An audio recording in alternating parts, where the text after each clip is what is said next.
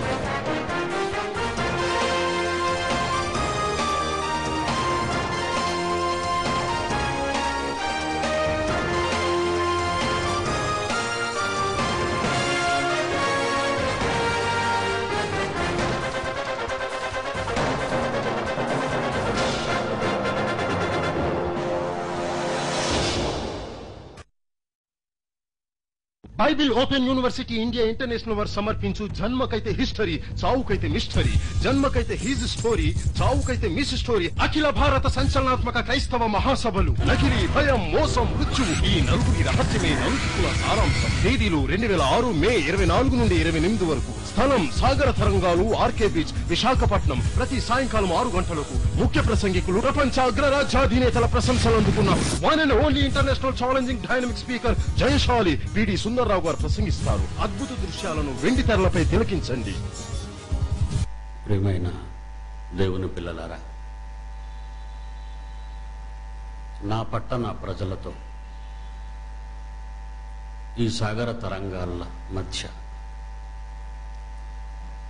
దేవుని గురించిన మహాజ్ఞానాన్ని ఆలోచించటానికి ఆయన ఇచ్చిన మంచి అవకాశానికి చాలా సంతోషపడుతున్నాను. నేను పుట్టింది ఈ పట్టణంలోనే, నేను చదువుకున్నది ఈ పట్టణంలోనే, ఉద్యోగం చేసింది ఈ పట్టణంలోనే. ప్రపంచానికి ఈ విప్లవ శంఖాన్ని పూరించటం ఈ పట్టణంలోనే. ప్రియులారా, నేను మీ వాడనని చెప్పుకోవటానికి ఇప్పుడు గర్వపడతాను. ప్రపంచ పటంలో ఎప్పటికైనా విశాఖపట్నం దేవుని మహాజ్ఞానానికి కేంద్రం అని నిరూపించాలన్న ఆశతో, కోరికతో ఎన్నో యజ్ఞాలు చేస్తున్నాను. ఎన్నో సంవత్సరాల తపస్సు ఫలితాన్ని ప్రజల మధ్య ఉంచుతున్నాను. క్రైస్తవులు కానివ్వండి, క్రైస్తవేతరులు కానివ్వండి, క్రైస్తవ్యాన్ని మతంగా అనుకుంటున్నారు. క్రైస్తవులే దీన్ని మతం అంటే క్రైస్తవేతరులు మతం అనరా? మరి ఈ అశేష ప్రజల మధ్య నేను ఒక మాట చెబుతాను. క్రైస్తవ్యం, మతం అన్న పదం బైబిల్లో ఎక్కడా లేదు.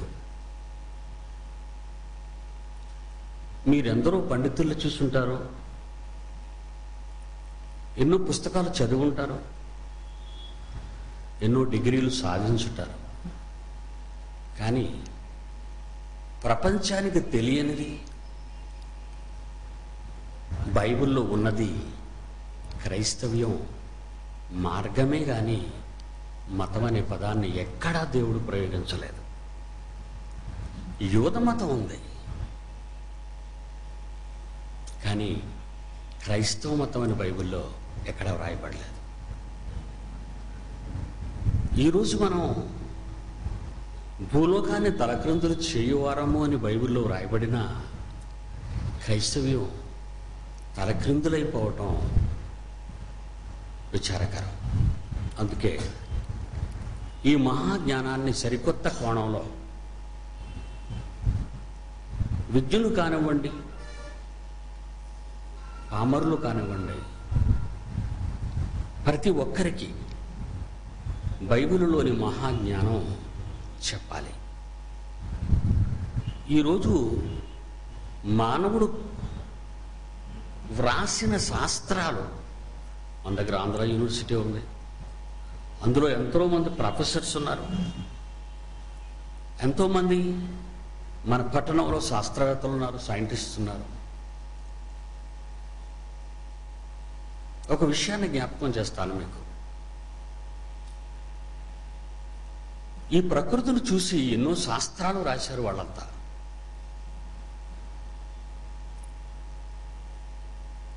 ఐన్స్టీన్ కానివ్వండి, అరిస్టాటిల్ కానివ్వండి, కోపర్నికస్ కానివ్వండి, గెలీలియో కానివ్వండి,